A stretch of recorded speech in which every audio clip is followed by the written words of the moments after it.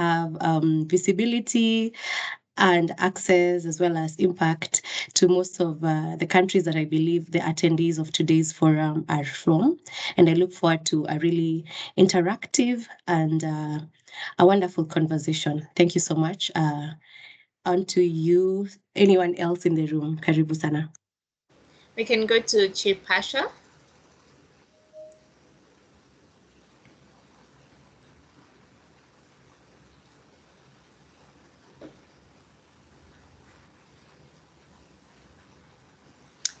Chipasha, are you able to unmute yourself? If not, you can just write on the chat box.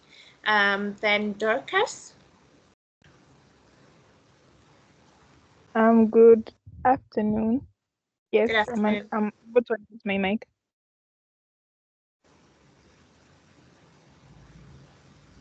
Okay, you can please proceed.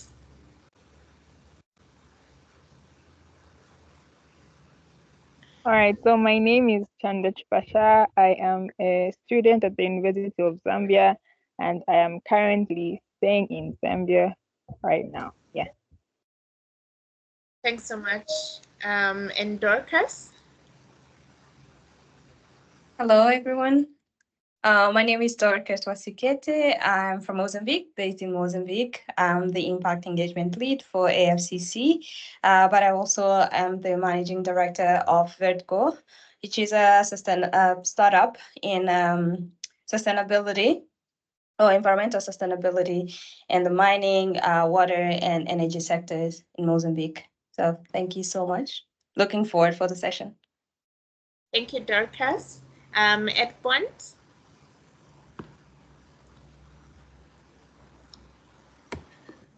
Hi there. Yeah, good afternoon, everyone. My name is Edmund Ade. I'm a development finance consultant as well as a private wealth manager. I'm running a company called Premier Private Wealth based in Rwanda, Cameroon, and South Africa. So I'm specialized as well in delivering investment advisory services, transaction advisory services for DFIs. So I accompany companies across Africa. So keen to learn more on this. Thanks so much, and you're welcome. Thank you. Then we go to Njage Lillian.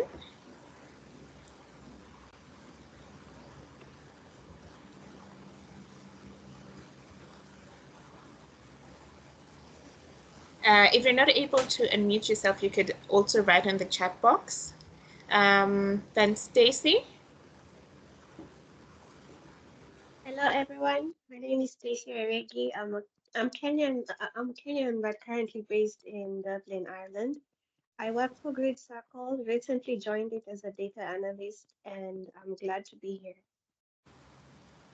Thanks so much, Stacey. And finally, Tim, before I hand it over to Lydia. Oh, thank you so much. My name is Tim.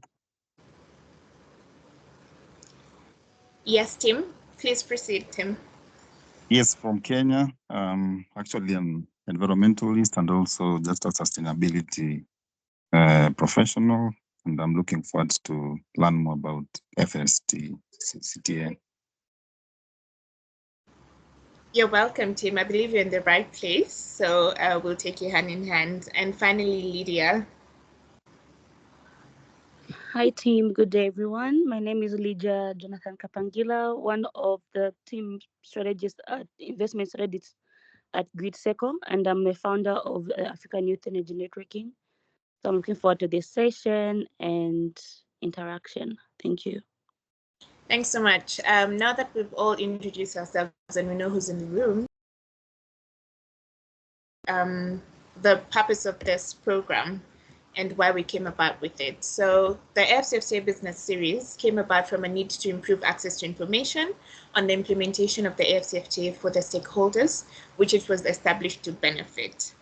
We do believe deeply that for a common market to exist, it will be driven by businesses that understand how to trade beyond their regs. That's East African Community, COMESA, Arab Maghreb Union, CENSAD, ECAS, ECOWAS, IGAD, and SADC.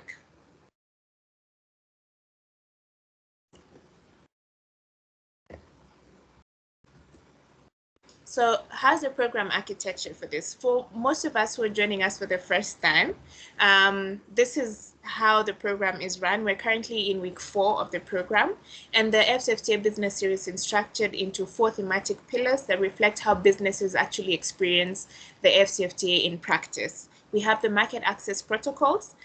This session's focus on how businesses enter the African markets under the AfCFTA, covering trade in goods, digital trade, and trade in services.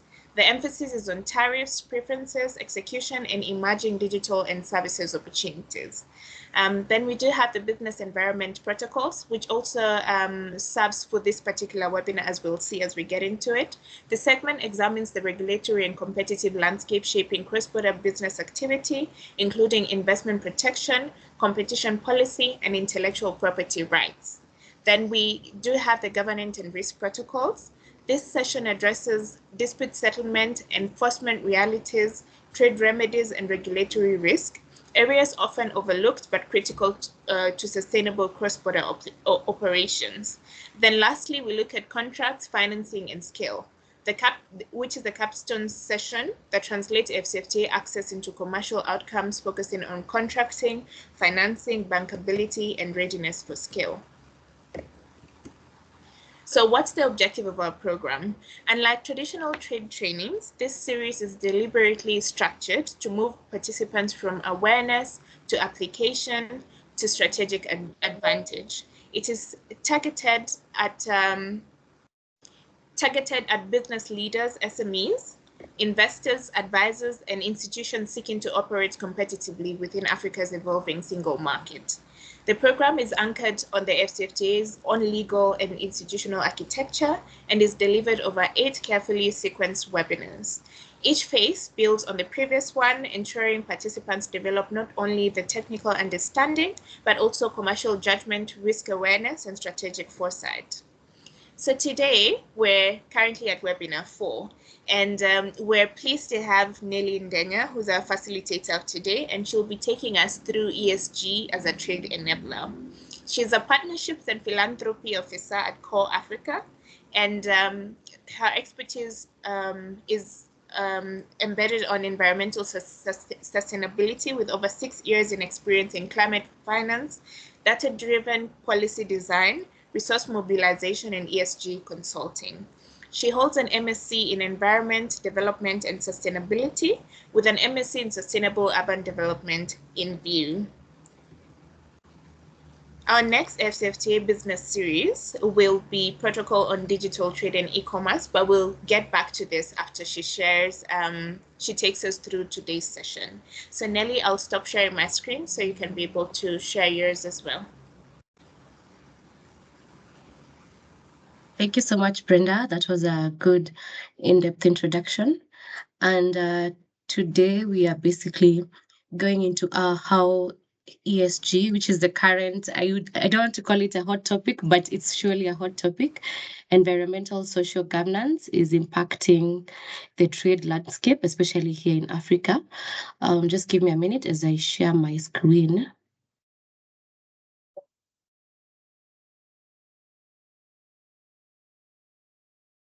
Probably, Brenda, you can give me the sharing rights.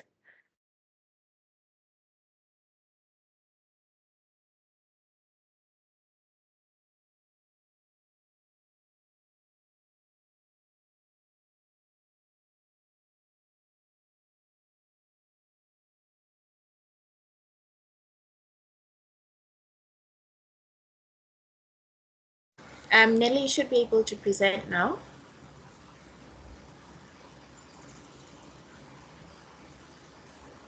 Unfortunately, not yet. Let me just send the presentation. Okay. Are you able to just? Sorry. Are you able to press try again, or because on my side it shows allowed. Okay, let me probably drop off because it says I need to still either be a presenter or an organizer.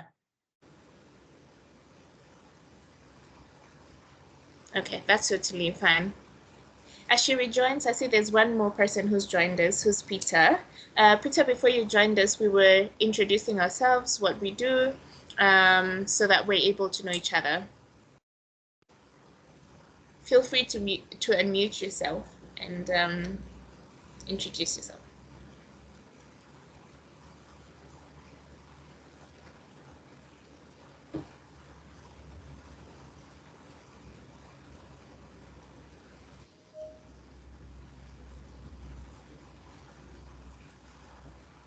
All right, Peter, since Nelly is back, feel free to use the chat box. You can just introduce yourself on the chat box as Nelly presents her screen.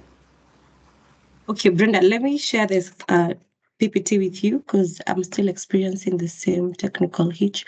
Either I'm an organizer or a presenter. Okay.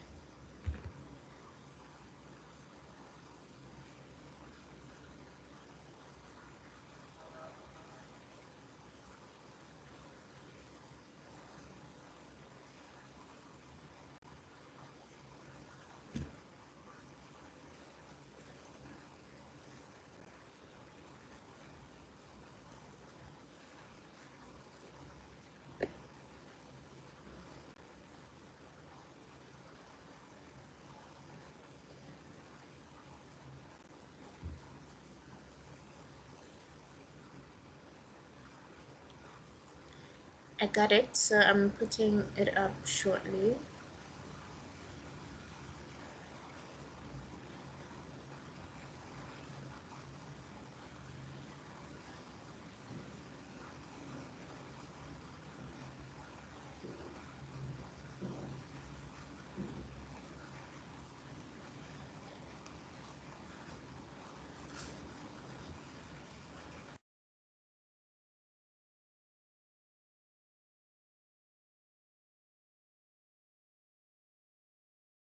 In the meantime, I'd love to hear what we know about ESG, how we apply ESG in our workplaces. Have we heard about the context or anything to do with ESG? You can write it in the chat box as we present. And basically, ESG means, in the simplest forms, environmental, social governance. What do we know to date? What have our organizations taken up? Our country practices, and of course, any progress that we've seen under AfCFTA. Let me know in the chat box.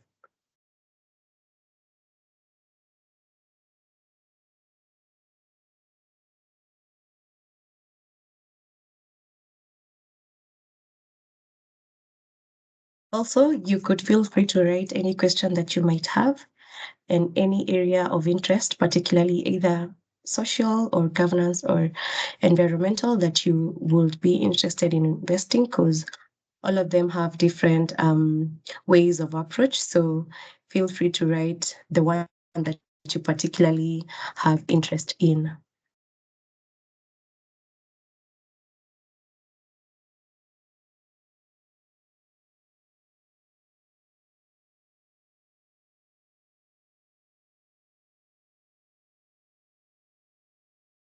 Nelly, as we put up the slides, I think I have a few questions that maybe are my expectations on this session.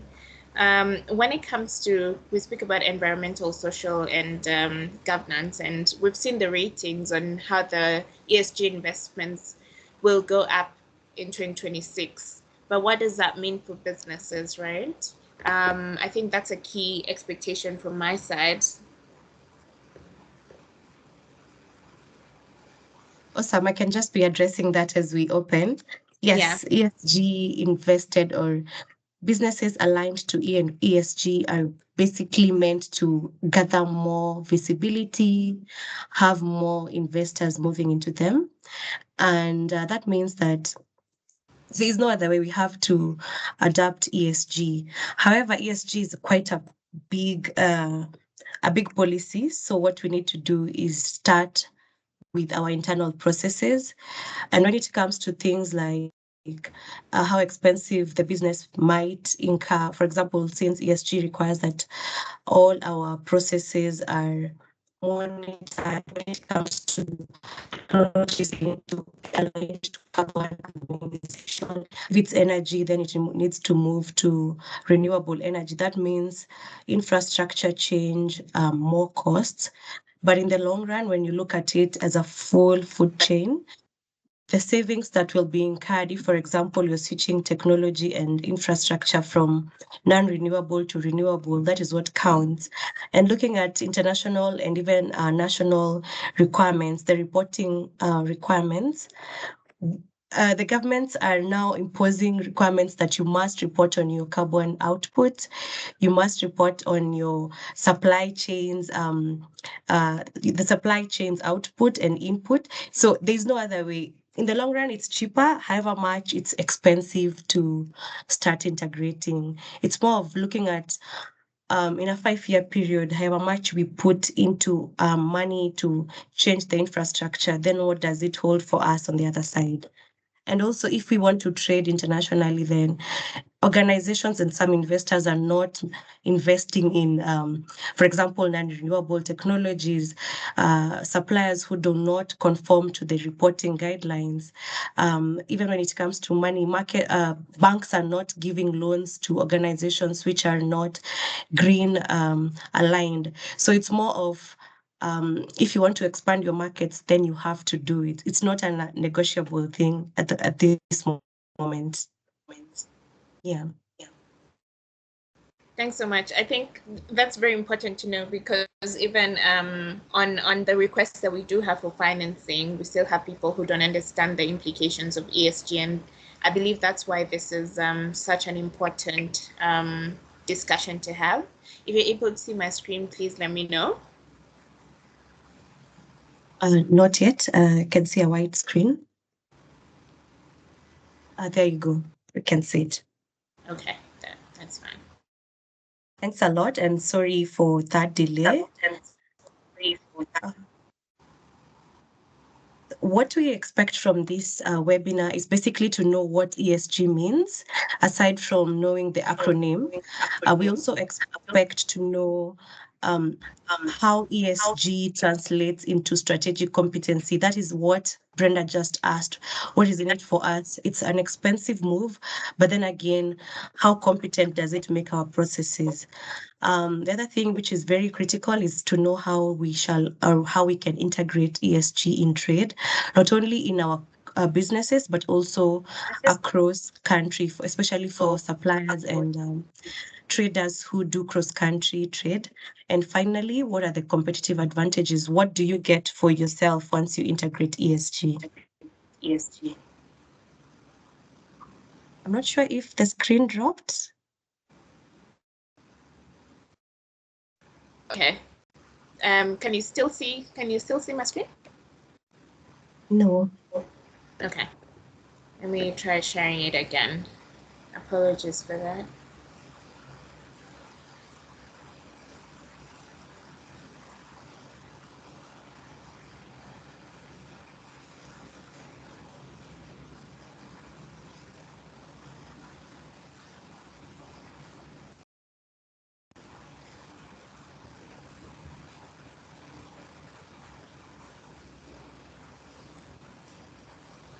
Does it still show you the white screen, or it's gone back to your presentation? It seems to be loading, and here we are. That's fine. Okay. So aside from the acronym, which basically means environmental social governance, each part of the acronyms comes with its meaning, with its in-depth meaning, and I'll just be taking you through ESG aligning to trade and why we need to incorporate ESG in trade. So, for example, when it comes to the environmental part, it has become very critical for each organization to measure its carbon footprint. And carbon footprint stems from as simple activities as yourself, the means of transport that you use to work, to the vehicles that you use at work, all the way to the energy and the water aspects. Aside from that, we are facing a very major issue, which is climate, and climate cannot be ignored. We just saw what happened recently in Kenya when it came to flooding, and you can imagine the risk that insurance companies, for example, are about to experience. It's about to be quite expensive for compensation. So we cannot ignore the climate risk. When it comes to environmental, we also look at resource efficiency. However much it's expensive to change technologies, what comes next? Is there any saving that we will make? Will that impact our processes in general? And finally, the transition risk. When we transition from one technology to the other, or when we even transition from one government to the next, when you transition from one policy to the other, when it also comes to employment, when you transition among the employees, what critical risks exist? And all these are covered in the environmental aspect. ESG now moves to social, which is one of the critical things when it comes to business operations. And social generally touches on the customers, your whole community, meaning the customers, the supply chain, the regulators. And when we talk about social, especially the community, what do you give back to the community? What do you give the community? How do they experience you? What binds you? I mean, when it comes to labor standards, when it comes to all these policies and requirements to report, what binds you?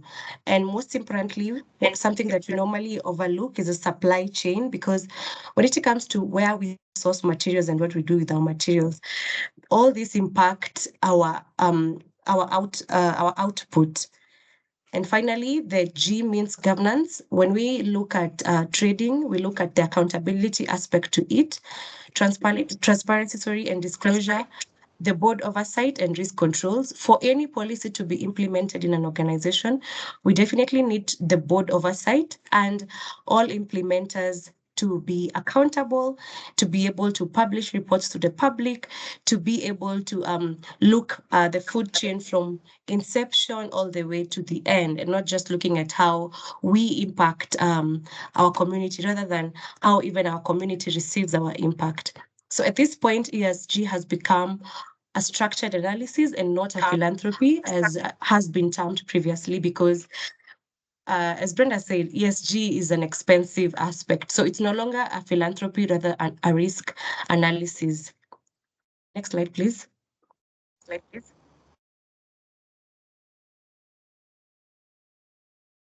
When it comes to the AfCFTA, we look at ESG as a core business variable in trade, because the policy requires that we measure all our emissions, number one, and that's why I'm seeing most conversation lying towards renewable energy. We need to start measuring our emotions, all emissions from scope 1, scope 2 to scope 3 emissions. Scope 1 means the direct emissions that we cause from the operations we as a company are involved in. Scope 2 translates to the emissions by our supply chain, whereas scope 3 are emissions by our clientele. And at this point, we need to start measuring all of them and reporting. And that's why we are constantly seeing sustainability reports at the end of the year by different organizations, because it has become a requirement. Number two, we need to see the carbon intensity that is being directed into our operations. And lastly, as I said, the transition is not a matter of it will happen. It's currently happening. And that's why we have AI taking over. This is more of a transition risk. So how are our organizations receiving the risk when it comes to even now managing climate and managing things like technology? Under the AfCFTA, it has become mandatory that competitiveness, of course, is increasing. So it has become mandatory that all this competitiveness is tied to carbon standards. Secondly, we have a requirement to ensure and to measure that future trade reflects our carbon performance. And lastly, supply chains must be screened for emissions intensity. This is because under the AfCFTA, we will experience a lot of cross-border movement of goods. And this means that when goods are moved, more carbon is released into the atmosphere, and therefore more measures needed to curb this. This means that when it comes to trade, we will only be ready if we have the carbon literacy. So that poses a question to me. As I said, the scope 1, scope 2 to scope 3, I don't know which emissions are slowing your company's performance. Probably a thing to think about. Are you an organization that purely depends on renewable energy? If yes, then you're doing better. Are you an organization that purely depends on e-vehicles? If yes, then you're doing well. Do you depend on shipping or air when moving your goods? That's up to you. Then you'll need to sit down and maybe analyze that. Moving to the next thing. So when we have carbon emissions, how do we give back to the community? And this is where ESG comes in. Previously, we have been using corporate social responsibility to cover for our emissions, for all these negative implications that we have on the environment, as well as give back to the society. But CSR has been termed more of a charity because when it comes to CSR, we do not have metrics to measure, we do not have numbers, we do not have standards to account to it. And thereby, the world has been transitioning from CSR to ESG since 2015. And this is the reason why ESG is able to measure, ESG is able to adhere to standards and guidelines. And just to take you back, when markets expand, risk scales with it. So it's no longer a matter of saying we can curb our risks using CSR. CSR are charitable events. You cannot do that at all. You cannot say you're polluting the environment just for you to go and plant trees somewhere or even give food somewhere. No, that does not work. That's where ESG comes in because it has policies guiding it. It has measures guiding it. It has ways where you can be able to tap into these risks that are associated to carbon before they actually strike. And the risks I had already mentioned, they include physical, transition, regulatory, reputational, legal, and all that. Thank you. Next slide.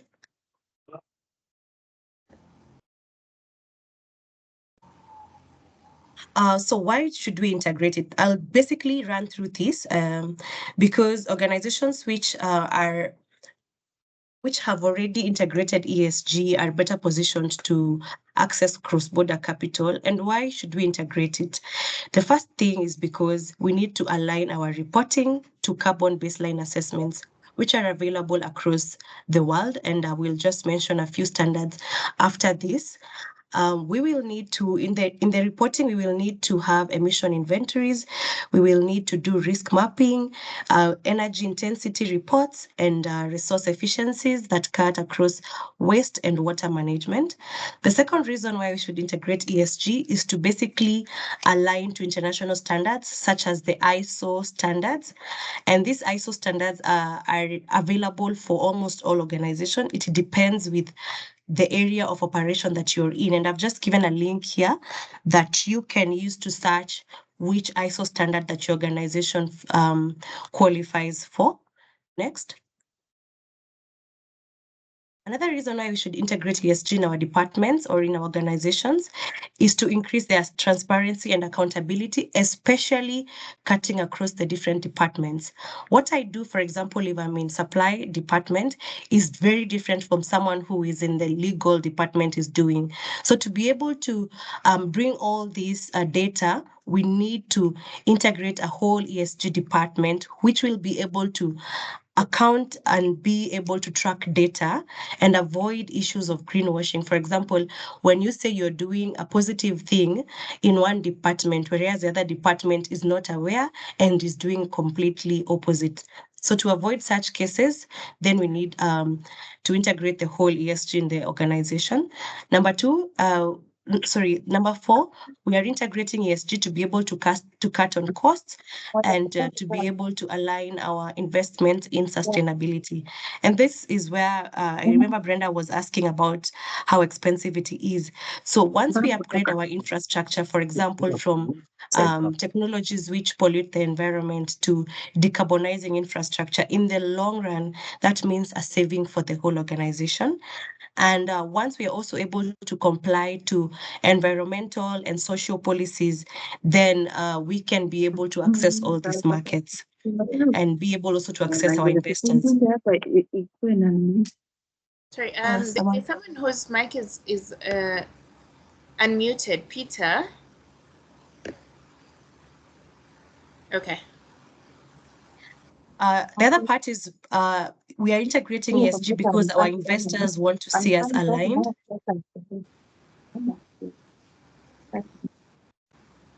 Okay, thank you, Peter. Our investors want to see us aligned. So if you are an organization working in the environmental, for example, energy sector, right now getting an investor who is not aligned to renewable energy is quite a challenge. So our investors want to see us aligning to these international standards. The other almost last is just complying to the regional value chains. And we've seen cross-border suppliers, cross-border sourcing, integration of production networks, a lot of investor partnerships, the anti-corruption frameworks and data protection compliance running across countries, and thereby to be able to operate while adhering to these frameworks, you need to integrate ESG. And finally, to be able to harmonize ESG globally. We have seen the uptake of ESG, especially in the Western countries, but in Africa, it's still quite low, which means that we are still lagging behind.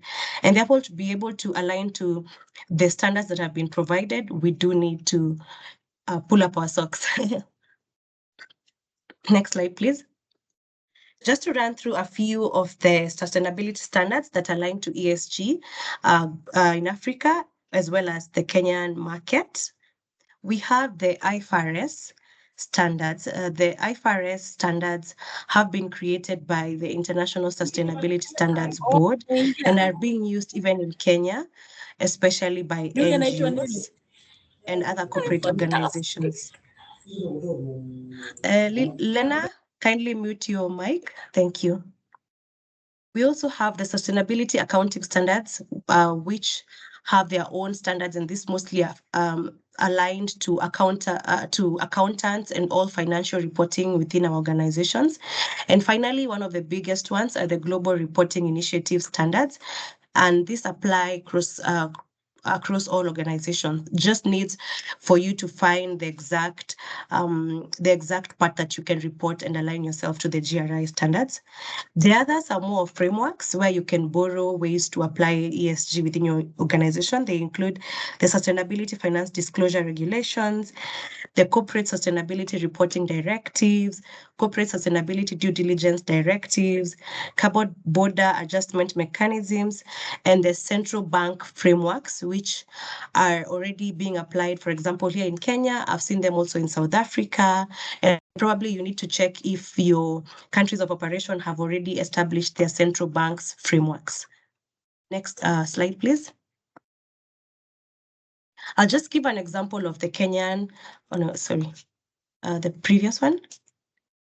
Yeah, I'll just give an example of the Kenyan framework where we stand as of now. We already have two major reporting frameworks, and one of them is the Guidance on Climate-Related Risk Management, and this is by the Central Bank of Kenya. This applies to all banks in Kenya, and all banks are supposed to now start reporting their ESG according to these requirements. Just so if you didn't know before, probably you can just highlight and then you can do more research on it. And this GCRRM aligns to the broader Task Force on Climate-Related Financial Disclosures framework, which is also an international framework aligning to trade and development in the world. The second one, and very important one, actually, which is the oldest one, is the reporting guideline by the the Nairobi Securities Exchange, which was published in 2021 and requires all capital markets and all money-related organizations to report their ESG according to this guideline. So they utilize the Kenya Sustainability Report Standards, and you can find that online. Thank you. Next slide. So how do we integrate ESG into our organizations? It sounds quite complex, but it's not complex. It's more of just sitting down with your teams to see where it sounds, actually, when I look at integration of ESG, I look at it like a SWOT analysis, an organization's SWOT analysis. Why?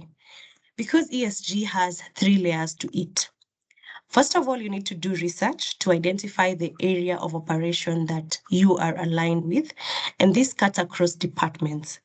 So the first research should include your SWOT analysis, your suppliers, your consumption of materials, your output, your staff, and your community.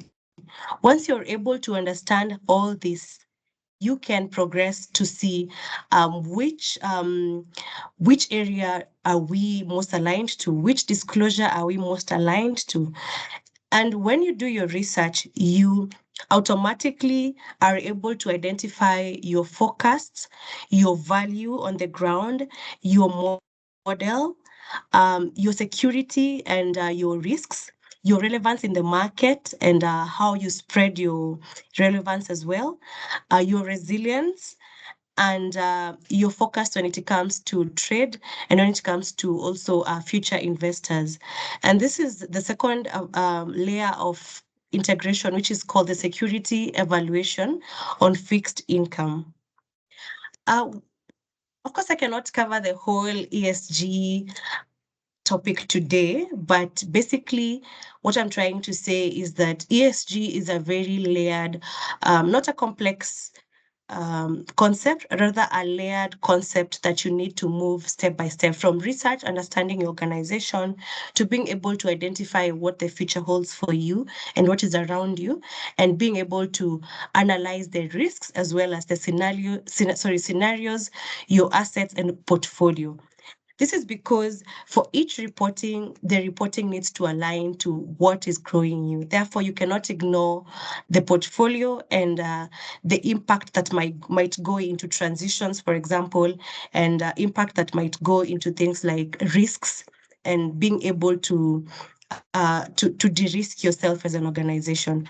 I will leave this image and a few of the slides which come next with the attendees, so that each person can be able to delve into this circle in depth and just be able to design a circle that is well aligned to your organization. That's so Thank kind you. of you. I'll just Thank you so much. You're welcome. So moving on still into the ESG integration, some of the key things that you need to do when it comes to analyzing is being able to identify the materiality that is in the organization. So we have the single materiality, which is being able to focus on factors that affect how your company operates internally. And these factors are measured by the financial metrics and basically the financial performance. And the financial performance cuts across supplies, it cuts across salaries, it cuts across customer satisfaction, it cuts across CSR, what you do to your communities, cuts across regulators. So once you're able to identify all these financials that are within and what keep the organizations running, then you can be able to move to the next part, which is the double materiality, which mostly covers the impact that the company has on the wider stakeholders. Now, this means the end user. And this end user is where now moves us from the CSR aspect, which we mentioned in the single materiality, to the ESG aspect, which moves us to now adhering to compliance, being able to trade more, being able to access investors. Investors are stakeholders when it comes to this part, being able to invest globally and even penetrate markets that we, for example, a company operating only in Kenya cannot ideally penetrate in somewhere like Mozambique. So you need to do these two key things, analysis, to be able to understand which disclosures you'll align yourself to and how well you can be able to cut on costs as well as benefit through your operations. Thank you. This is just a simple imagery of what I mean when I talk about single and double materiality. Single materiality, as I said, is basically what your operations are directly putting out there. So it's basically your raw materials and your internal operations and the costs that that you incur as an organization and how to reduce those costs. Whereas the double materiality is able to analyze and show you the internal costs as well as the external costs. So once we've, for example, produced, for example, a pen, what costs went into the pen and what costs shall we incur to be able to clear that pen to its end of life. So this means that we'll be able to calculate an empty pen, what happens to an empty pen. If we need to recycle, then what cost goes into recycling. If we need to transport all the recycled wasted pens, what cost goes into transportation of that of those pens to be recycled? What cost goes into our consumers now being the minute the pen is finished and they need to get a new one, what cost goes into that? So double materiality assists us in being able to analyze all the costs that that get us to the end use of our product or our service. Thanks a lot. Basically, being able to, as I finalize that aspect of integrating ESG into our organizations, basically it means being able to sit down and looking at the circle that I just presented a few minutes ago, tailoring it to your organization's operations, and then aligning those operations into the standards that I had shared. Once you're able to identify, even if it's one standard, you cannot report on all unless maybe you're a financial organization. If it's an energy company, once you have analyzed and being able to draw your own circle that is relevant to your organization, that imagery is able to assist you in determining the standard that you can report along. So when you are reporting your end year impact reports, of which we are currently seeing that happening a lot, and I was about to give an example of companies where you can check their end year ESG reports, those reports are tailored based on the standard that they were able to identify according to that circle that I just presented. So at the end of, I know this is quite a lot of information, but at the end of the presentation, I will of course share the circle and the standards that you can align to your organization and report according to those standards. Just looking at what is happening across Africa, the organizations which have been able to integrate ESG and report so far are, for example, Equity Group Holdings, PLC, which releases its annual reports with clear ESG commitments. We've seen a positive move also by the NCBA Bank of Kenya, and currently they have even pioneered green financing and 2 billion and committed 2 billion to cater for electric vehicles and solar PV, just for them to transition and ensure that in the long term they are able to, save on energy costs.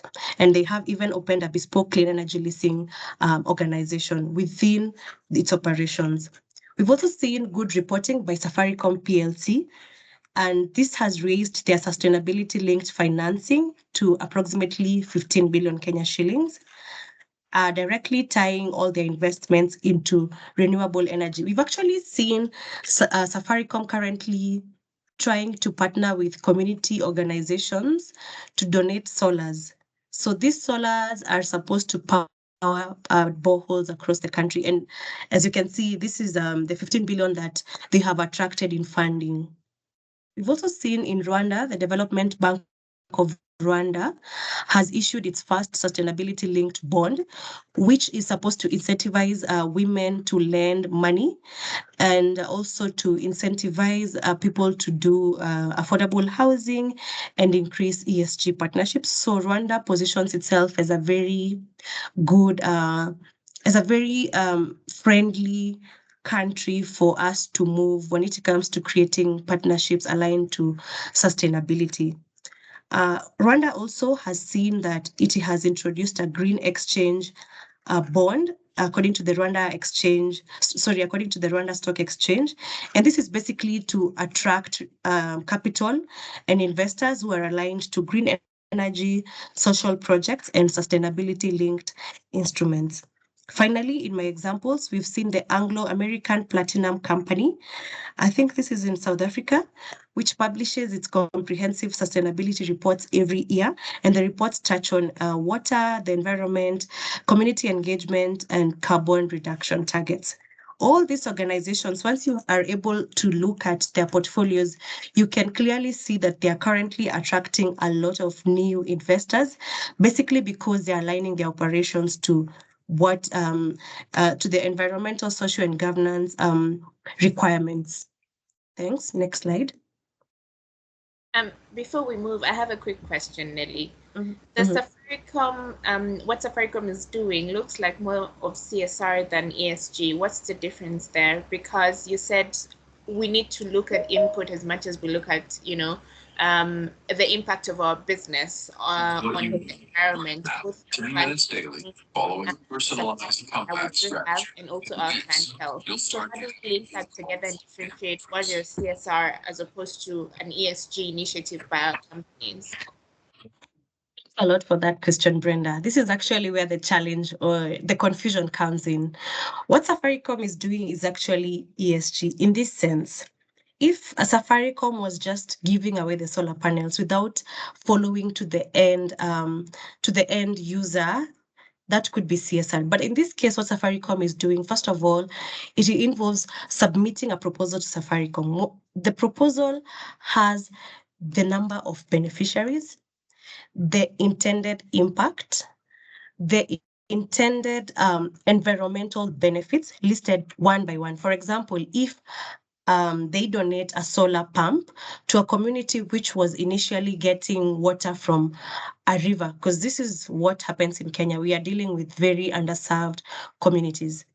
What goes into this reporting is that Safaricom was able to assist, or let me say, to better the lives of approximately 50 women in this way. Aside from now getting water close to home, what amount of time was being spent if the women were going to the rivers? That translates to probably half a day, right? Now, the fact that the water has come close to home, the time that was being spent, which is 5 hours in a day, is being cut to probably 2 hours. The 3 hours that are being saved will now be used to do activities that contribute to the GDP. You get me? So these women will have 3 hours to save to be able to work. That means getting money in their pockets. They will be able to contribute to their families, but most importantly, they will be able to contribute to the national development agenda, right? Let me go into another part of it. If the water that they were getting from the other source was probably polluted, now they have a solar water pump, and of course, the solar water pump comes with a purifier. So that means that now they are able to access clean water. Being able to access clean water cuts the cost of health-related or waterborne diseases.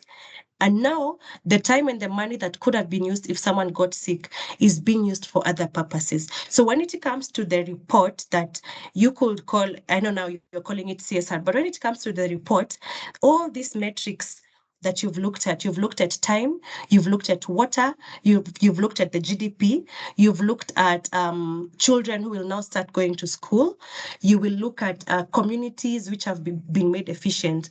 These factors align to a specific standard according to the ESG standards. And now you're able to easily report based on the impact that you've been able to see. Whereas when it comes to CSR, you do not track this impact. With CSR, you're giving back to a community. You just tell them, we have these solar water pumps, take them, use them. So with ESG comes a lot of reporting, whereas in CSR, it's a good thing. I will do this and that's it. I do not have to track. You understand? And this is what most organizations, even here, I believe in the offices that we work at, this is what has been going on. We have money that has been allocated for social impact. So what we do is basically we just go, maybe find a school, buy books, and that's it. But when it comes to ESG, you still do the same social impact, only that now you are accounting it to the end user. You're accounting from when you give out the book. How does this book impact a learner? When a learner grows up, how does this learner contribute to the GDP? And now what needs to be done when implementing social activities or ESG is being able to align your operations to the projects. For example, let me just give a very practical example. Aside from the Safaricom, which of course Safaricom was also practical. For example, a company sells clothes. The CSR activity that they could maybe do is give out maybe the old stock, right? But now, when it comes to ESG, you will still give out the old stock, but what you will align your reporting to, the old stock could have potentially polluted the environment. So this means what? Banning, because the old stock can either be banned. This means banning, which is carbon emissions. This means transportation of the old stock to I don't know where. So that means also carbon emissions. This means it can either be dumped out there, and we have things like blockages, we have water issues and all that. But if you're aligned to ESG and you know a disclosure or a standard that aligns to textile industry, then you're able to, however much you want to donate, yes, you can donate, but still report the donation according to that standard. So your efforts do not go to waste. You get me? And the minute that you have, and the only reason that we do reporting and publication of this impact is to be able to attract business. That's the whole reason, right? You're trying to grow your business to attract investors. But if you do not have a concrete policy or a standard that you're adhering your operations to, then even an investor will not be confident enough to want to, invest into your organization. Let me shamelessly plug something. At CoAfrica, we are a volunteering organization that deals with community-led development. We actually just recently won the overall champion when it comes to ESG, so the social investing aspect of ESG. And what we do is we basically go to communities, we sit with communities, and communities identify projects they would want to do. So we, as an NGO, do not take the projects to the ground. Rather, the communities tell us what they would want. So how we work with corporates and businesses is we publish all our projects, and then corporates come in and identify projects which align to their operations.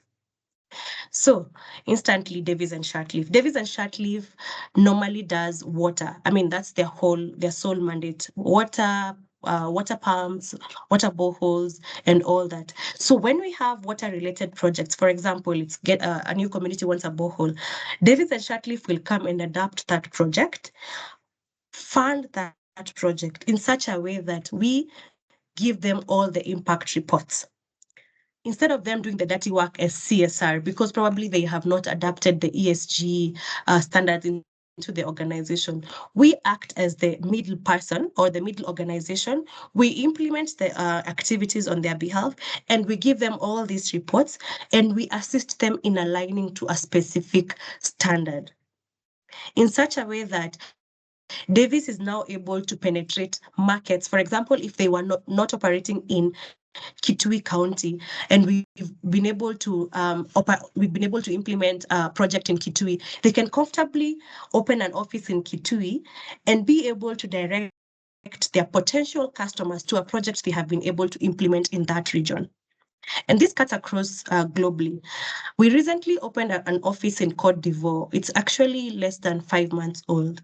And the only reason we've been able to penetrate the western part of Africa is because once you are able to get an investor, for example, from South Africa, who is investing in a project here in Kenya, that investor is comfortable to tell you, kindly bring the same model to my country, as such I can be investing in this somewhere close to home, somewhere I can be even going to see what my project is doing. So as a business, the advantages that you have is that you're now positioned in a global perspective that the activities you do are reported, they align to what investors are looking at, and they cross-cut, because when the standards are not Kenyan made, no, they are global. So someone who wants to invest in you, maybe from the US or the EU, or even in Ghana, here in Kenya, they are able to see that you are adhering to the standards that we've set. So that's so our operations can move on swiftly. I hope I answered your question. Yeah, I think it was important that you brought it home, because we can't just talk about the bigger companies and what they do, but also for small businesses, SMEs and MSMEs, what impacts they have essentially on, all three facets of ESG and how they can be able to integrate them in their daily business. So thanks so much for that clarification. You're welcome. And any other person with a question, please let me know. Next slide. So this moves to the benefits of integrating ESG, and I believe I've mentioned most of them. But in the context of our webinar today, and in the context of the policy, the benefits of integrating ESG within organizations, either in East Africa, Central Africa, West or Southern Africa, they include the lowering of costs when it comes to capital, because once we have organizations or operations that cut across, you can comfortably be able to trust another organization in another country to implement your project or your business without the fear of contradiction, because the operations will follow that specific guideline that you have outlined. Secondly, there will be more investor confidence, and I think I've mentioned that. I've also mentioned that there will be a lot of cross-border partnerships. Supply chain, we already have requirements to adhere to specific supply chain requirements under the policy, and therefore now we will automatically be eligible to trade cross-country. We will also have a long-term resilience when it comes to valuation of our products and valuation of our businesses. Of course, there will be operational efficiency now that you're able to understand your business way better. You're able to map who you are and how you affect the end user.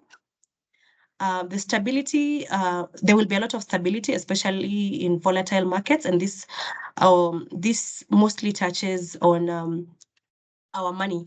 Since today you'll find Kenya shillings is at this amount, tomorrow Naira another amount, the other day Ghana cedis another amount. So there will attract a lot of stability.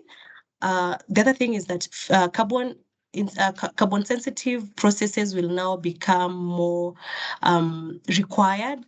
So we will need to report. Gradually, this is already happening, that you need to report your carbon input and output. And therefore, if we integrate ESG, it becomes easier because now you're able to track and report. And finally, our returns will now be risk adjusted, not that you do not have to sell something and then you're like, I cut myself. This is not the profit I expected. So with ESG, you're able to price yourself correctly and be able to risk undercutting. Thanks. There's a question. Please go ahead. Thank you so much. Just my question, I've got two questions, but for now, let me stick to one. So my question is on policy and implementations, right? So what policy gaps are currently preventing African businesses from fully implementing ESG frameworks, like in terms of policy? And also, okay, let me just stick to that one for now. All right, thanks so much, Lydia. It's actually in my next slide. We have a few that I will touch on, and I'll actually touch them as recommendations. So we, of course, know their policy. Okay, we are here. The challenges. The first challenge is to be markets. We've seen a decline in ESG investment. That is because we have not owned ESG. When you look at international markets, they have really owned ESG processes, and therefore for them, it's not more of a side to operations. It has become, ESG has become internalized into the operations. But in Africa, we are seeing an outflow because we are not yet there when it comes to harmonization of ESG. And the reason why there is an outflow of investments, it's because of policies. We do not have an ESG policy for the whole of Africa. And when you even look at the when you look at the policy that we are talking about today, there is no specific clause that talks about ESG. Rather, it mentions ESG as operations. So there is no compliance, or rather, you're not bound to adhere to ESG in Africa, which is a huge gap. And I'll just mention ways that we can tackle this in my next slide and answer your question, Lydia. And finally, we have a lot of geopolitical influence when it comes to implementation. ESG, being that it touches a lot of climate change, we've seen what someone like Trump has done. And Africa, I don't know why, it's sad that we rely on foreign aid for operations. So when we are cut on funding, then that means that even our operations and our transitions slow down. Looking at Africa itself, yes, we are really trying to invest in things like renewable energy. We're really trying to invest in clean water. We're really trying to invest in smart agriculture, but our governance systems are not supportive. Even locally, our leaders are not supportive at all. It's either money that was meant for a specific climate smart agriculture has been stolen, something has disappeared. So politics is really slowing us down, unfortunately. But to answer your question, Lydia, how we can change this, Brenda, next slide, please.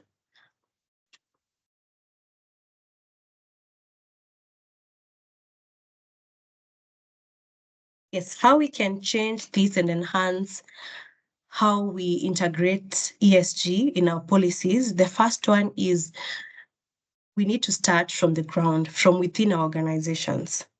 The first policy within each organization needs to be designed with all the staff and the board and executed from the board level. So once we have a buy-in by our board members within our organizations, then ESG can be executed. So the first policy has to be internal designing of ESG strategies with board oversight. The second one has to be developing ESG performance indicators based on our areas of operation. And how you can develop these indicators is using the integration framework that I shared previously, and then aligning your operations to the different standards. From that, choose a standard that resonates with your operations, and then now derive the indicators from that. The third one is to identify the high carbon processes within your organization. We do have a lot of carbon policies within our country, especially Kenya, and even in Africa. So we need to integrate these carbon policies from national and international levels to our organizations by being able to identify the processes within our organizations that align to these policies. Once you're able to identify the processes, then you can account for them. Fourth is to set the reduction targets. Once you're able to identify the very high carbon intensity processes, you're able to set targets towards reduction. And if you can reduce something, that means that you are accounting it, which brings to my next point of being able to keep an inventory of all these processes within the organization, and thereby still aligning to the international policies available. Once we have that, we need to develop ESG code of conducts, and this code of conducts apply to different departments, because how a department operates is not the same as where or how the other department operates. So we need to develop the ESG codes of conduct. The other one is integrating ESG clauses in procurement contracts. we've seen a lot of cross-country policies and cross-country requirements, especially when it comes to supply chain. But we do not have ESG clauses in these cross-country policies. Even the one that we're talking about today does not have a policy when it comes to supply. Okay, it has a clause, but it is not embedded as a mandatory clause. So we need to have these clauses embedded in the international policies available. Of course, we have to keep on monitoring and auditing what we see out here. So if you know Safaricom has published its impact report, and probably you've read it and felt something is not aligning to what you know, that's your opportunity to raise it, but you need to keep on reporting and auditing. Of course, we need to standardize the governance practices of these operations, ensure compliance, especially regionally. And this is basically if we design policies that, or if for the policies that we have, if we can add clauses on the ESG expectations, then we are able to easily monitor. Very, very key is we should be able to publish our reports the same way we publish all our trade reports, how we performed financially, how our customers felt. These feedback reports, we also need to publish the ESG and sustainability statements or reports in general. And finally is align our metrics to the regions, metrics to the national metrics. National metrics are by the CBK, the central bank government's metrics. Align our metrics to also the international ones, and finally to our context here in Africa. Thanks a lot. Next slide.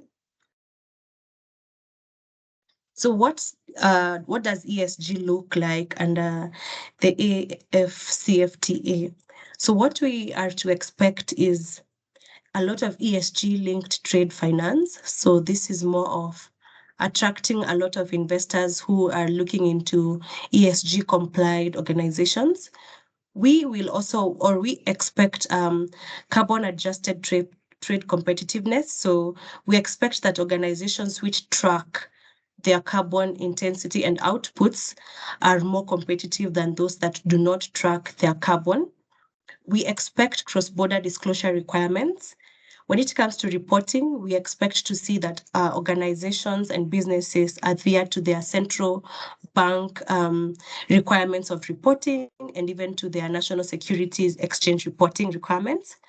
Regionally, we also expect to see a lot of clauses that deal with ESG embedded in the AfCFTA, so that we can be able to align and be able to compare our organizations across the African countries. We also expect to see a lot of sustainable procurement standards. This is linked to the supply chain management. And finally, we expect a lot of investor responsibility clauses.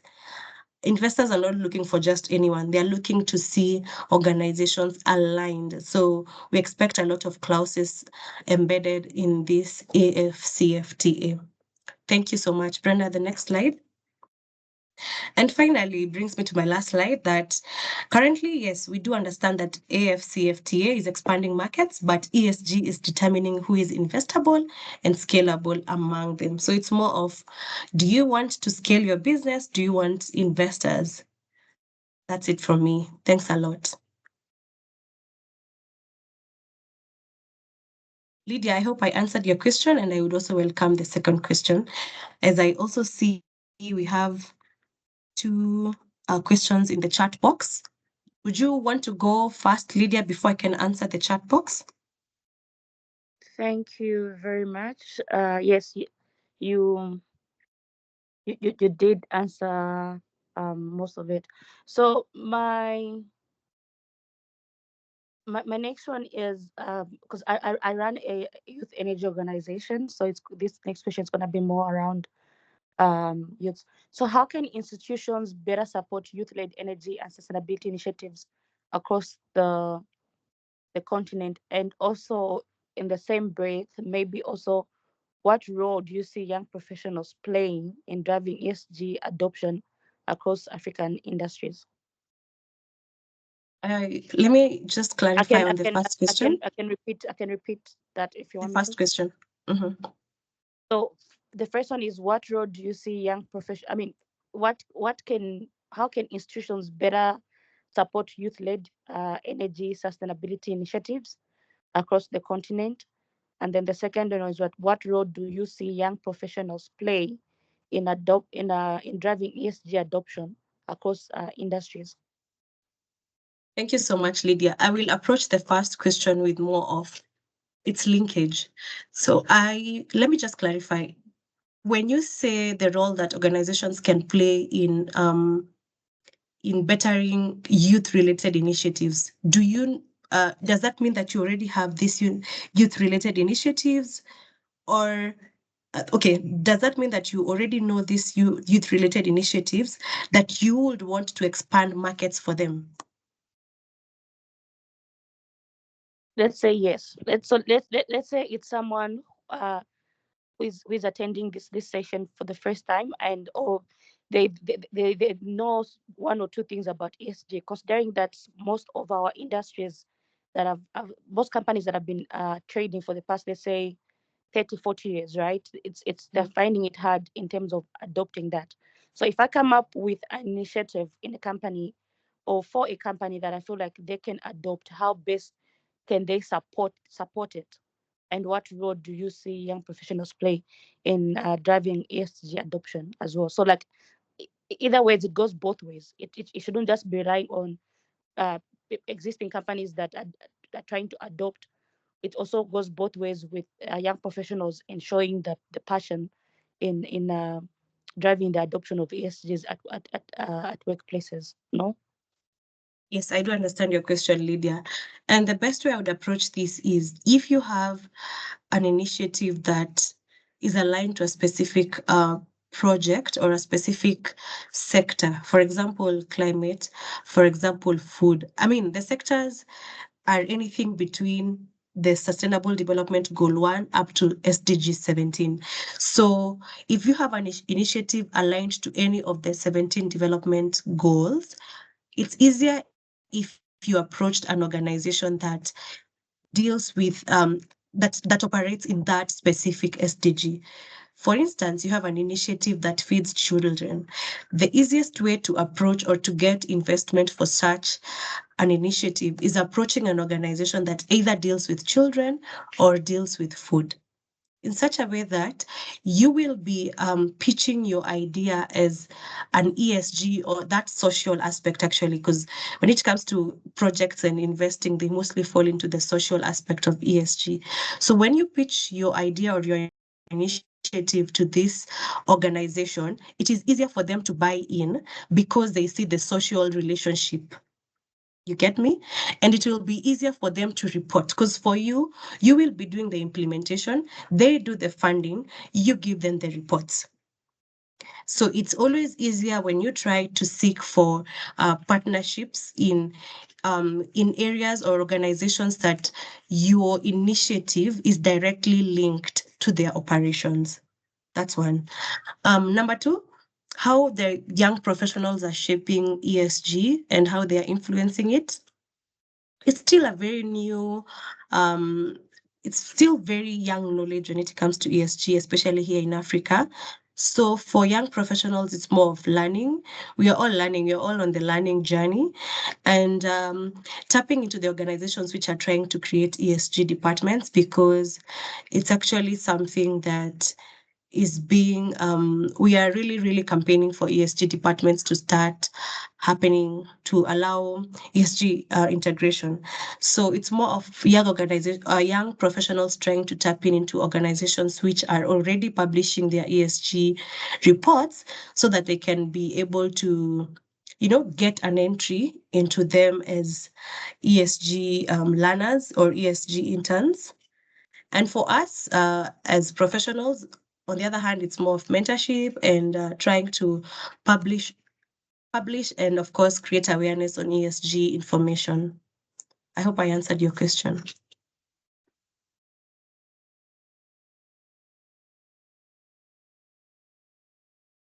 Yes, you have. Thank you so much. I'll just answer the questions on the chat box, and they both seem to be correlated.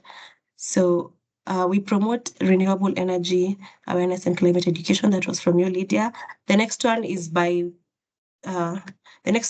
Peter.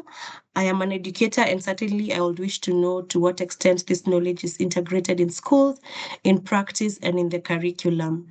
So I hope I answered your question, or the part where you wanted to know how this knowledge is integrated into practice.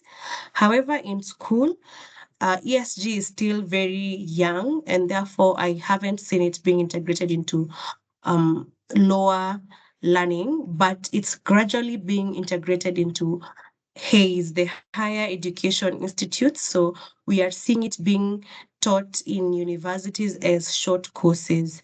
And if you can tap into one of the short courses ESG related, that would be perfectly fine. However, not to say that it's purely not being implemented in the other grades of schools, because we still have we actually have sustainability chapters in schools. We have sustainable development chapters in schools. We have environment clubs in schools. These are just small avenues of how you can get information into ESG. But I do agree there is a huge gap in that. We are still not yet there, and we haven't tapped on ESG a lot when it comes to learning. So yeah, that's a huge gap, and it's something that definitely can be worked on. Thank you so much. Unless someone else has a question, that's it from me.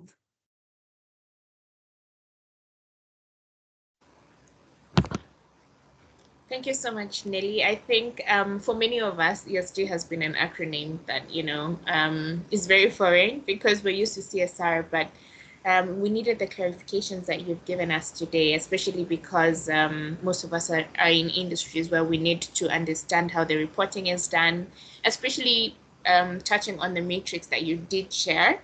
I believe you will share. Do you want to share it with us on the chat box, or would you like us to share it with our attendees directly?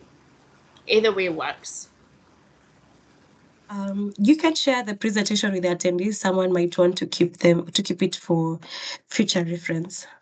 Okay, thanks so much. There's a question from Tim. I'm gonna let him unmute himself and pose the question to you.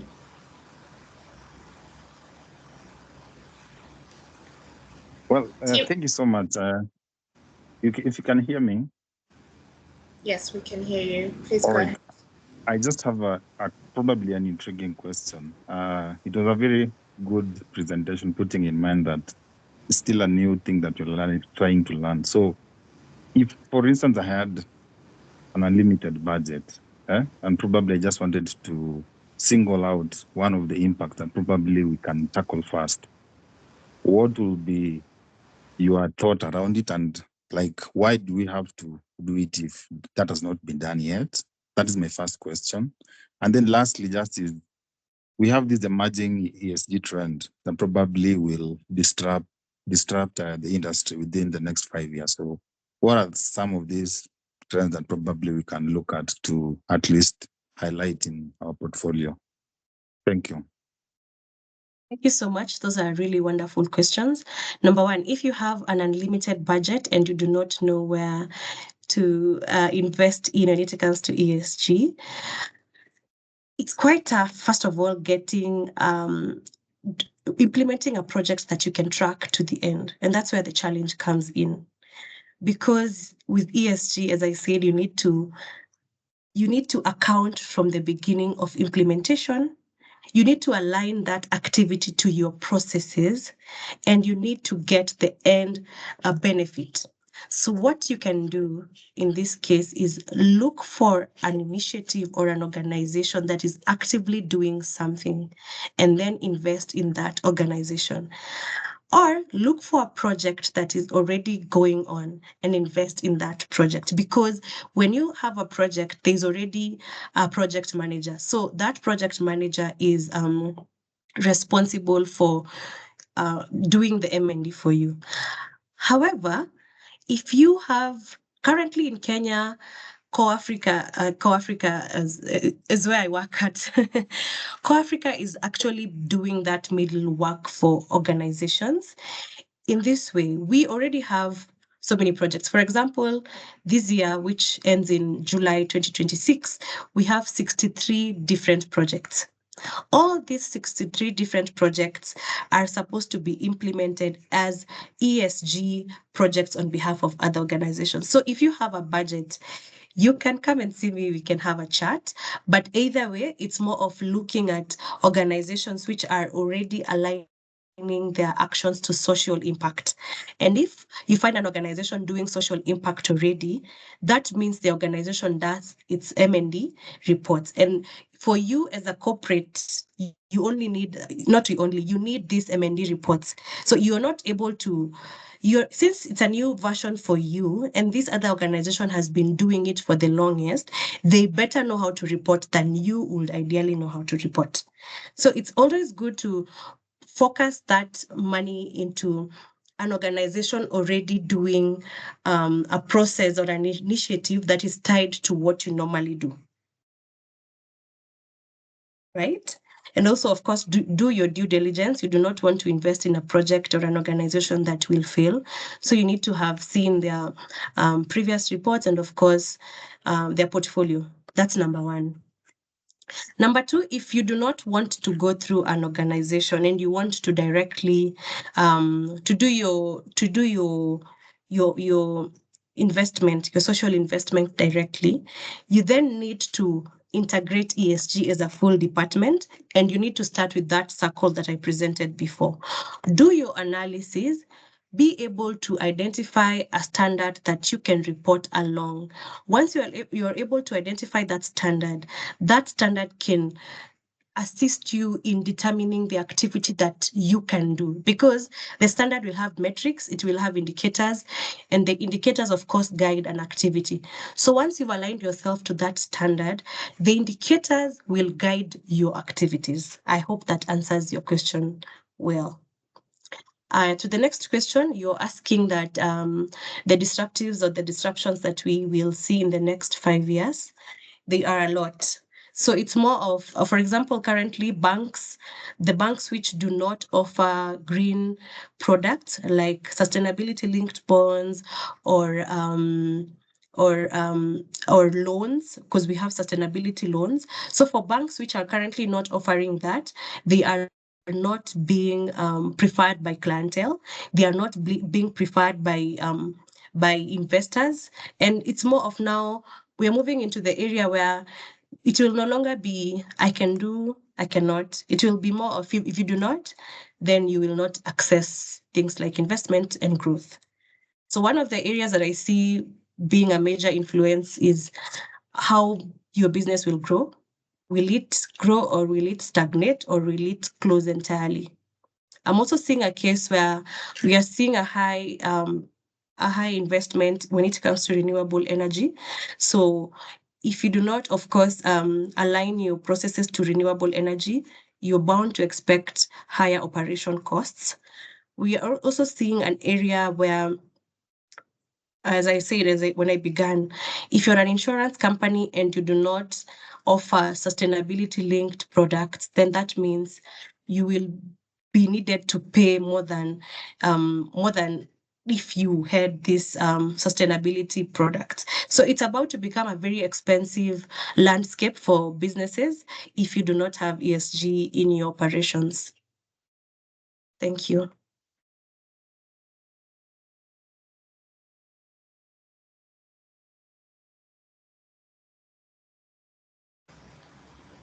We'd not like to close anyone out. So is there any question from our attendees?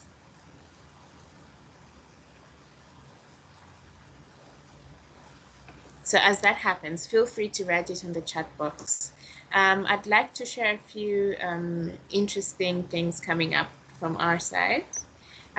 So from what we shared is we're currently at webinar 4. We interchanged them, to bring on Nelly due to her availability. But the next session will be on protocol on digital trade, e-commerce, and the protocol on intellectual property, which will be on Thursday next week at 2:30 p.m.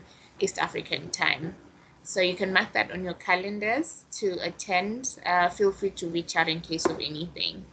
Then upcoming events to look out for.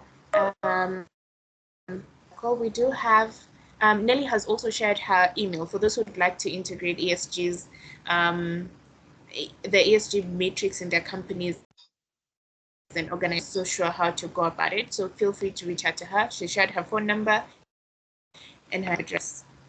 So we have the Power Connect annual event, which will be happening from the 21st to the 22nd of August 2026 at the JW Marriott, Nairobi, Kenya.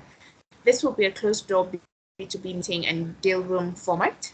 On our call today, that there's one of our participants who shared that they're actually in the investment space. So you could definitely reach out and inquire on this and how to participate. Then we do have the AfCFTA workshop, which is currently under the works. I'll give Lydia a minute to talk about it once I'm done with the slides. It's going to be a 2-day in-person workshop in Johannesburg to do a business clinic for our participants who will be there, and it will be at the end of this 8-week webinar. Then lastly, we have the Global Trade Fair happening from the 12th to the 18th of October 2026 in Kigali, Rwanda. It's going to happen in a conference and exhibition format, so feel free to reach out for more information on this. Then lastly, you can connect with us. Our website is www.gridcircle.com. Email us on contact@gridcircle.com. You can follow us on LinkedIn @gridcircle, on X, Twitter @gridcircle, and also request to join our WhatsApp community for more updates. So you can screen grab this particular slide.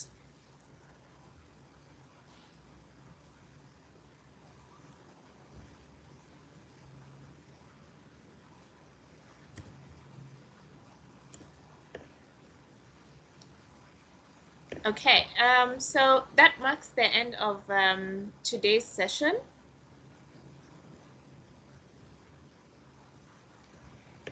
I will give anyone who has a question a chance to write it on the chat box. If not, feel free to reach out to Nelly.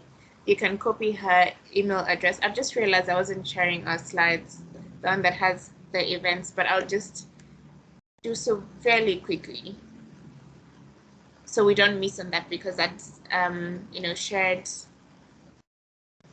a few key things on the slides. Then in attendance, I do see we have a representation from the Africa Collaboration Chamber.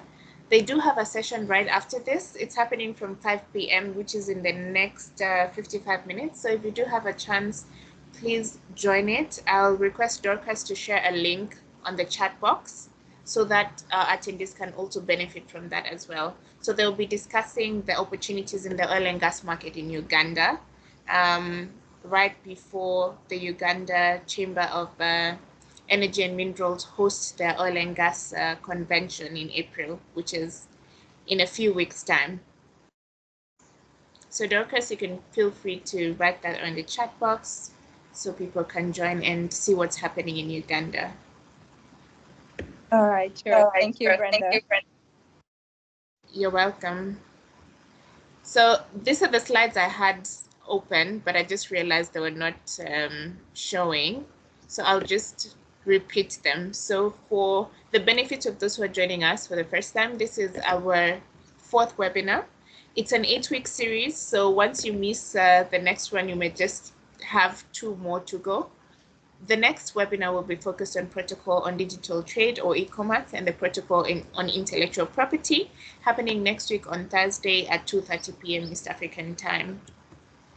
Then on events to look out for by Grid Circle,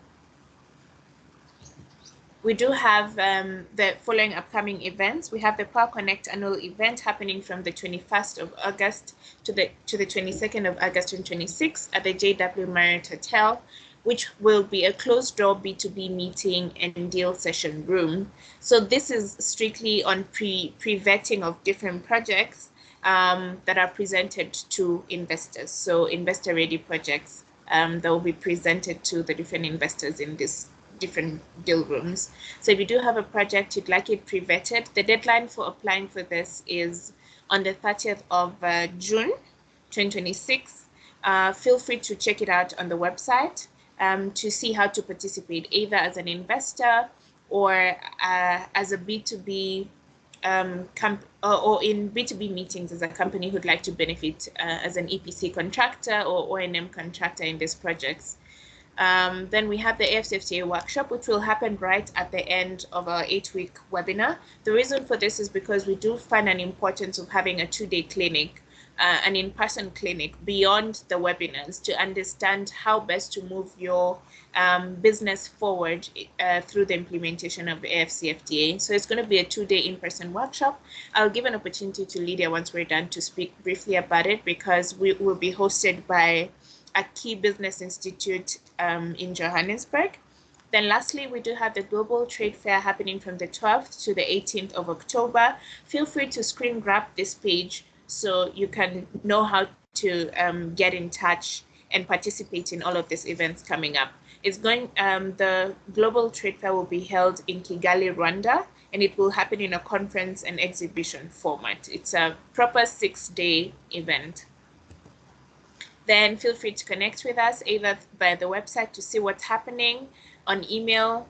You can reach us through contact@gridcircle.com. I'm sure many of you did receive your invite address. Then LinkedIn, you can follow us at GridCircle, X or Twitter at GridCircle as well. Then you can join us on the WhatsApp community by requesting to join on the WhatsApp number on the screen. You could also screen grab this as I give Lydia the platform to speak to us about the AfCFTA workshop and what to expect. Lydia? Thank you, Brenda. Thank you, everyone. Good afternoon, everyone. Thank you for that wonderful session. So just a quick one. We are pleased to announce that the GridCircle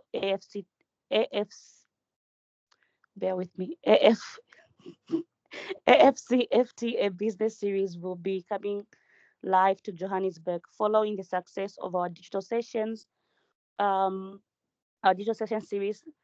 So we have decided that we're gonna have an in-person engagement designed to convene industry leaders, investors, policymakers, and emerging entrepreneurs shaping Africa's trade future under the African Continental Free Trade Area. So this coming session will continue the conversation on ESG as a trade under the African Continental Free Trade Area. We're going to explore how sustainable businesses practice unlocking cross-border trade, investment opportunities, and long-term economical growth across the continent.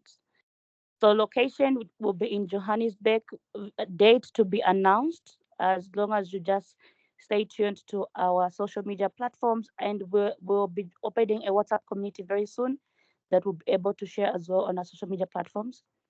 Participants can expect high-level discussions, networking opportunities, and insights from leading experts driving Africa's trade and sustainability agenda. So for further details, including official dates, speaker lineup will soon be announced. And if you would love to partner with us, you are more than welcome to reach myself or Brenda or DM us at any of our social media platforms. We'll be able to reply. You are quite prompt. So stay tuned as GridCircle continues to build platforms that connect African businesses to opportunities within the African continental trade. Thank you, guys. Enjoy the rest of your day. Thank you so much. And that marks the end of our session. Dorcas, I don't think you have shared the link that people can use to register for the upcoming session, because I do see it's in less than 50 minutes now. So you can unmute and maybe speak on it.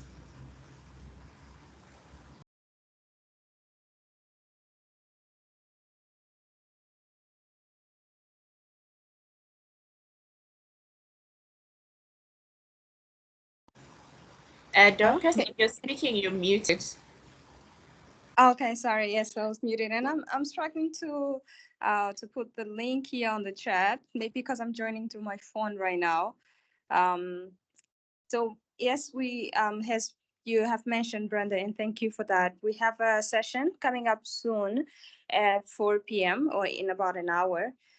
So we're going to host a session about the 11th Oil and Gas Convention that will take place in Uganda.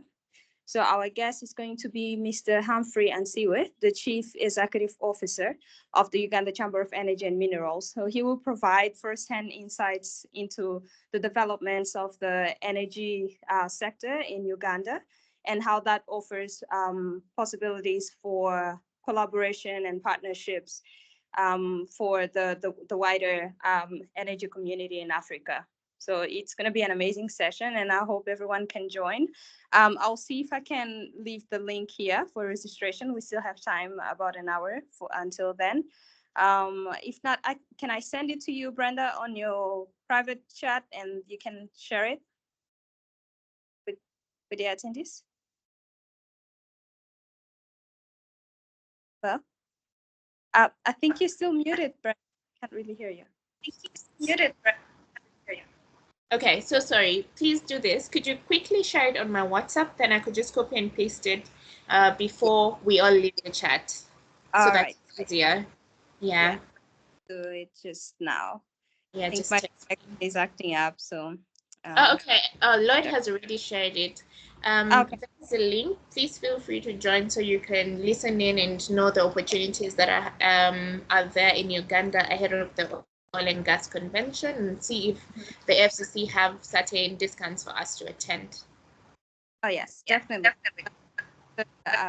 We do have up to 15% discount for the people that will be attending the event through AFCC. So it'll be amazing. Thanks so much. I think that's a steal because nowadays it's so hard to come by such discounts. Thanks so much. Yeah. Yeah. Okay. Thank you, Brenda. All right, and that marks the end of our session. Thank you so much for your time, Nelly. You have been such a gem because we really needed to understand ESG implications, especially as we're trying to scale trade and access more markets within Africa. We can't do that if we don't understand the implications, especially on financing that it has on our businesses and what we're trying to build across the continent. Thank you so much, Brenda. It was really wonderful to contribute to this conversation.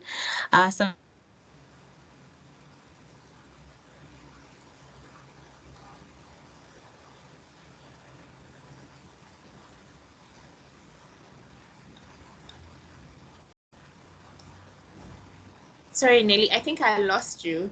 It might be just me because I'm experiencing a bit of a hold, but thanks so much. Was it me or you? Because at one point I think I lost you. Oh, okay. Sorry, please, my internet, yeah. Yeah. Yeah, as I was saying, it might sound very complex, but when broken down, it's actually something that we can implement within our organizations, however small the business might be, and in all aspects, because you will not miss a social aspect, you will not miss governance, there's leadership, and you will not miss environment. So ESG is something that is very, very applicable in all our organizations and in the simplest of ways. We just need to adapt it and campaign for clauses within the AfCFTA that integrates ESG reporting. Thanks a lot for having me, and glad to meet all these wonderful participants. Thank you so much. And Lloyd has just said we hope the AfCFTA in-person session gets to Mozambique. We'll definitely see how that works. Thank you so much for joining and wishing you a good evening. Looking forward to seeing you on the other side of the Oil and Gas Convention meeting.